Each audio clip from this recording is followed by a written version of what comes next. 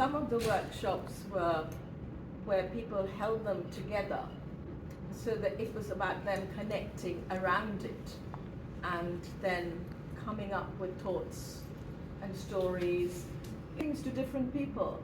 And so in those workshops we got them to write little notes on what they thought, and then we would share those ideas. The other workshop that really touched me, and I feel that's been a very special workshop, was at UCL, thanks to Michael, who organized it. UCL has a speech center for aphasia patients, and it's speech therapy, really. As part of the research, Michael and I collaborated on a project where we worked with the nets, and then I had to think how best to use that workshop. So I structured it in terms of color, shape, form, texture, smell. So I inserted some lime slices, or sprayed it with something and cast it around so they would smell. But we had those different sessions around the net, and it was smaller pieces of net which were being handed out. And it was absolutely amazing to see how people responded. They would, aphasia traps your words, your memory, and some people are able to speak, some people are not, some people prefer to write, and Michael had prepared me very well in terms of the variations in the participants' ability to communicate. And it was so good the way the net just seemed to help to release those words which were trapped in their brains.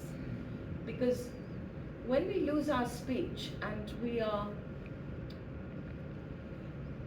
communicating with our carers, it's normally things like, let's go for a walk, do you want a drink? It's the day-to-day things. Shall I put the telly on? But you don't have any abstract thoughts or deeper thinking. And what the net was doing was reminding them that they had that vocabulary. And there was a particular guy who obviously had in his previous life been very articulate and wanted to communicate. You could see from his gestures, he wanted to get the words out. And he was struggling with it.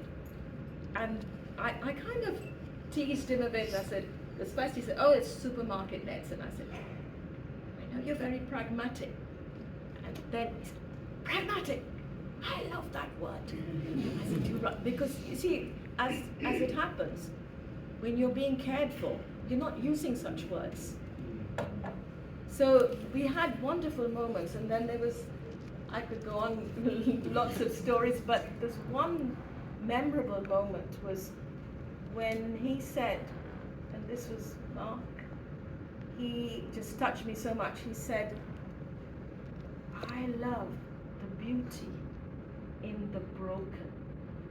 So the net, the holes had been repaired in colored yarn, but some holes had been deliberately left unmended. And he pointed at that and he said, I love beauty in the broken.